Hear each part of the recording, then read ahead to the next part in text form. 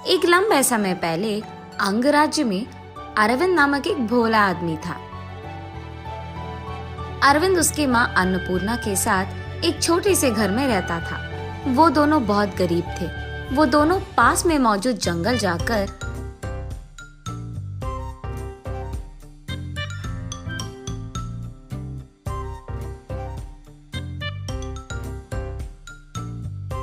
शहद इकट्ठा करके वही गांव वालों को बेचकर पैसे कमाते थे। ऐसे ही उनका घर चलता था। लेकिन अरविंद के भोलेपन के कारण गांव वालों में कुछ लोग अरविंद से ज्यादा शहद लेकर उसके कम पैसे देते थे। ऐसे उसके भोलेपन का फायदा उठाते थे। मगर क्योंकि अरविंद भोला था, उसे पता भी नहीं था कि ये सब उसके साथ हो रहा था। वो सिर्फ अपने काम से काम रखता था। शहद बेचकर आए हुए पैसों को वो उसकी माँ अन्नपूर्णा के हाथों में देता था। ऐसे वो दोनों अपना जिंदगी गुजार रहे थे। अन्नपूर्णा हमेशा उसके बेटे अरविंद के बारे में चिंता करती थी, क्योंकि अरविंद बहुत भोला था। जंगल आकर उसके साथ शहद इकट्ठा करने के सिवाय उसे और कोई काम नहीं आता था और वो कुछ नहीं जानता था। एक दिन चिंतित बैठी अन्नपूर्णा के पास पड़ोसी सुशीला आती है। क्या हुआ अन्नपूर्णा, ऐसे चिंतित बैठी हो? हाँ, अब कुछ नया क्या है सुशीला? मेरे भोले बेटे के बारे में मेरा चिंता है। उसको कुछ नहीं पता।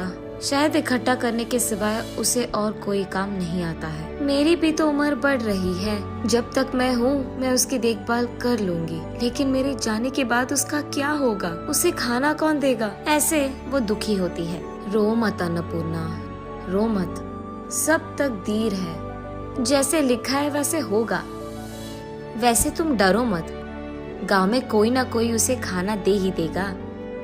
हाँ, यहाँ तो लोग उसके भोलेपन का फायदा उठाते हैं या फिर उस पे हंसते हैं, मगर उसका ख्याल कोई नहीं रखता है। भोला है मगर बुरा नहीं, वो बहुत अच्छा है और अच्छों को हमेशा अच्छा ही होता है। अन्नपूर्णा, तुम चिंता मत करो। ये कहकर सुशीला वहाँ से चले जाती है। ऐसे कुछ दिन बीत जाते हैं। एक दिन अन्नपूर्णा का सेहत खराब होता है और अरविंद को समझ में नहीं आता है कि क्या करे। वो उस गांव के डॉक्टर को वहाँ लेकर आता है। जांच करने के बाद वो डॉक्टर कुछ दवाइयाँ देकर चले जाता है, मगर फिर भी अन्नपूर्णा का सेहत ठीक नहीं होता है। और यहाँ दूसरी तरफ अरविंद के पास मौजूद सारे पैसे खत्म हो जाते हैं। अब उसे समझ आता है कि फिर से शहद इकट्ठा करने के बाद ही उसे पैसे मिलेंगे। इसीलिए वो अकेले जंगल जाता है और शहद को ढूंढने लगता है, लेकिन कहीं भी उसे शहद का छत्ता नजर नहीं आता है। ऐसे वो घूम घूम कर थकान के कारण एक जगह बैठ जाता है। वहाँ बैठकर वो अपने आप में, ये क्या, आज एक भी मधुमक्खी का छत्ता नहीं नजर आया। अब शहद के बिना मैं पैसे कैसे कमाऊंगा और माँ का इलाज कैसे करवाऊंगा? ऐसे दुखी होता है। ठीक तभी उसी रास्ते से गुजर रहे एक स्वामी जी चिंतित बैठे अरविंद को देख, क्या हुआ बेटा, ऐसे चिंतित बैठे हो? ऐसे पूछता है। नमस्कार स्वामी जी, मेरी माँ की हालत खराब है और मेरे पास दवाइयों के लिए पैसे नहीं है।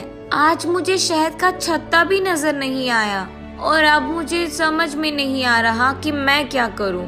ऐसे उन्हें सब कुछ समझाता है। तुम्हें आज के लिए शहद चाहिए या तुम्हारी माँ का सेहत ठीक होना चाहिए? पूछते हैं स्वामी जी। माँ की सेहत ठीक होनी चाहिए स्वामी जी, लेकिन अगर मुझे वो दवाइयाँ खरीदनी है तो पैसों की जरूरत होगी ना। इस प्रकृति में हर एक मुसीबत का दवाई होती है, मेरे साथ आओ। ऐसे कहते हैं। स्वामी जी के पीछे पीछे चलता है अरविंद। ऐसे चलते चलते वो एक जगह पहुंचते हैं। झाड़ियों में से एक पौधे को निकालकर, ये लो पौधा, इस पौधे के पत्तों का रस बनाकर उसे चावल में मिलाकर अपनी माँ को खिलाओ। ऐसे कहते हैं। घर आते ही उस पौधे के पत्तों का रस बनाकर उसे चावल में मिलाकर अपनी माँ को खिलाता है अरविंद। कुछ ही देर में उसकी माँ का सेहत पूरी तरह से ठीक हो जाता है। आश्चर्यचकित होकर अन्नपूर्णा अरविंद को बुलाती है। बेटा, ये कैसे कर पाए हो तुम? ये कौन सी दवाई थी? किसने दिया तुम्हें? ऐसे उससे सवाल करती है। तब अरविंद जो कुछ भी हुआ अपनी माँ को समझाता है। ये सब सुनने के बाद अन्नपूर्णा अपने मन में उस स्वामी जी का शुक्रिया अदा करती है। मगर दूसरी तरफ अरविंद का ऐसे पत्तों से औषध बनाना, जंगल जाना, ये सारी बातें गांव में फैलती है। तब गांव में जिनका भी सेहत खराब होता है वो सारे अरविंद के पास दवाइयों के लिए आते थे। इसी कारण अरविंद फिर से उस जंगल जाकर उस स्वामी जी को ढूंढने लग जाता है। बहुत ढूंढने के बाद स्वामी जी के कहीं ना दिखने के कारण थक कर वो एक जगह बैठ जाता है। बहुत देर बाद उस तरफ जाते हुए स्वामी जी वहाँ अरविंद को बैठे देख, क्या हुआ बेटा, फिर से चिंतित बैठे हो? स्वामी जी, मैं तो आपको ही ढूंढते आया। क्यों बेटा, क्या हुआ? तुम्हारी माँ का सेहत ठीक नहीं हुआ है क्या? उनका सेहत ठीक हो गया है स्वामी जी, लेकिन गांव में सारे लोग उनके सेहत की दवाइयों के लिए मुझे यहाँ भेज रहे हैं। मुझसे पूछ रहे हैं कि उनके लिए औषधि मैं लाऊं। मुझे तो नहीं पता चल रहा था कि मैं क्या करूं, इसीलिए यहाँ बैठा हूँ स्वामी, ऐसे कहता है।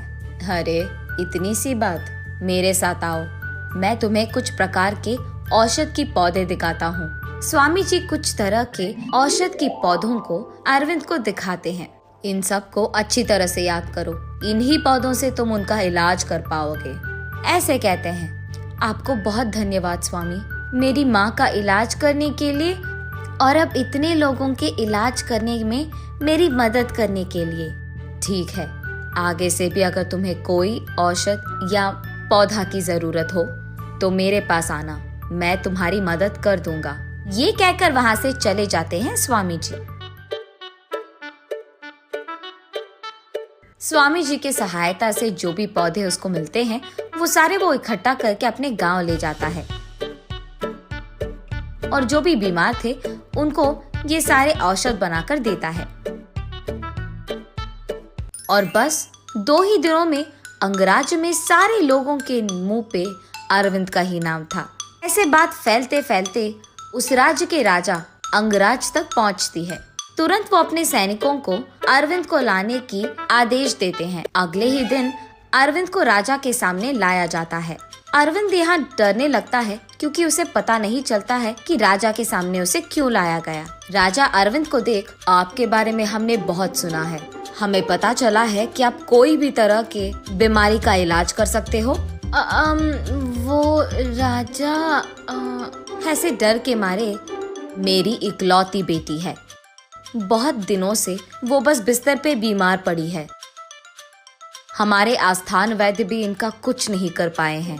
अगर तुम उनका इलाज कर पाए तो मेरे सारे जायदाद में आधा हिस्सा तुम्हारे नाम लिख दूंगा। मैं जो भी कर पाऊंगा करूंगा राजा। ऐसे वो बिस्तर पे लेटी राजा के बेटे के पास जाकर उसके पास मौजूद पौधों से औषध बनाकर युवरानी को देता है। औषध लेने के कुछ ही देर में सालों से बिस्तर पर पड़ी युवरानी उठकर बैठती है।